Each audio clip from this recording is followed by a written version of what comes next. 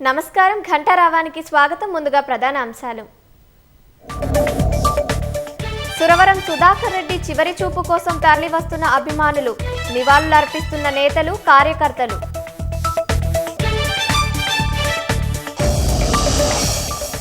బహుజనుల కోసం పోరాడిన గొప్ప నేత అని కొనియాడిన సీఎం, సామాన్యుల నుంచి అసాధారణ నేతగా ఎదిగారని కేటీఆర్ కితాబు. మేడిపల్లిలోని భారీ హత్య కేసులో కొనసాగుతోన్న దర్యాప్తు, స్వాతి స్వగ్రామంలో ముందు జాగ్రత్తగా పోలీసుల మోహరింపు.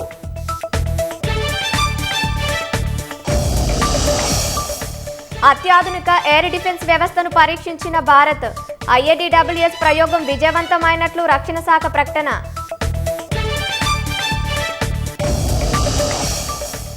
ఉత్తరప్రదేశ్లో ఘోర రోడ్డు ప్రమాదం, ఆటోను ఢీకొన్న కారు, 5గురు మృతి.